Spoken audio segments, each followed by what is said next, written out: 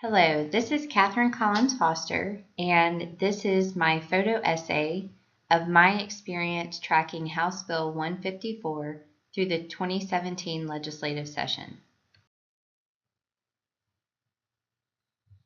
Before this day, I had never engaged with elected officials one-on-one during the actual legislative session. I've met elected officials before and many times heard them speak, but going to the ropes to converse about a particular piece of legislation was an exciting and somewhat empowering experience for me.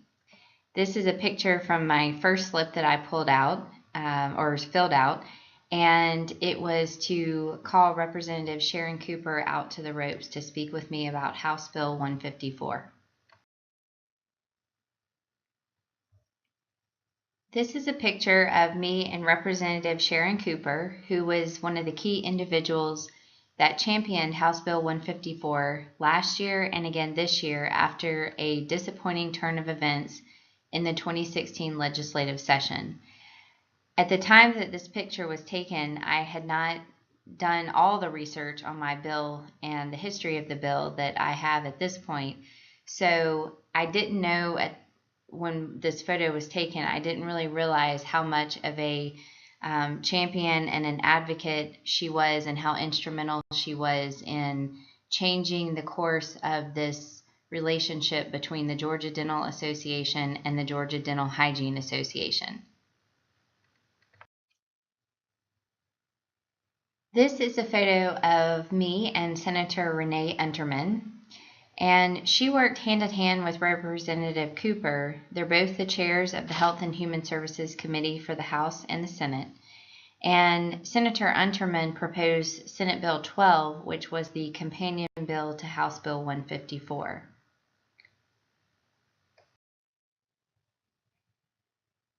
In an attempt to interview my local senator, Judson Hill, I filled out a slip requesting he leave session and meet me at the ropes. It was interesting because a very nice seasoned staffer took the slip from me without really looking up from her desk, took one look at it, and she said, "Honey, he's gone." And gone he was on the campaign trail to replace Tom Price's vacated 6th congressional district seat. But I tried nonetheless, and it'll be interesting to see how the special election plays out in the coming weeks. On my first visit to the Gold Dome, I watched this group of children and mentors from Trail Walk USA as they had their photo taken. And while their group is not connected to House Bill 154 in any way that I'm aware of, seeing them did make me reflect upon the hundreds of thousands of Georgia's youth who do not have access to organizations such as this or the opportunity to visit the Georgia Capitol, period. I suspect they are likely to be, in many cases, the very children without access to acceptable preventative dental hygiene. On a return visit to the Capitol, my goal was to meet my other elected official, Representative Matt Dollar. Unfortunately, he was not in session that morning, but I was able to speak with Scott LaFranco. He's the General Counsel and Director of Government Affairs for the Georgia Dental Association.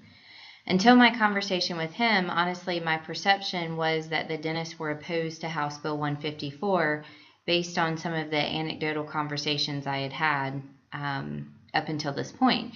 But he shared with me their position for the 2017 legislative session and indicated he felt very strongly the bill would pass this time around. It was really interesting, too, I'll add, that in our conversation he talked about work that he had done towards getting monies put back into the state budget for loan reimbursement programs that would incentivize dentists to set up practice in Georgia's most rural areas. So of all of my research on House Bill 154 and the issues surrounding it, or the issues that are trying to be addressed by the bill, it sounds like this is one of the few things that I picked up on where the dentists were making, or the Dental Association was making an effort to address some of the large populations of underserved Georgians.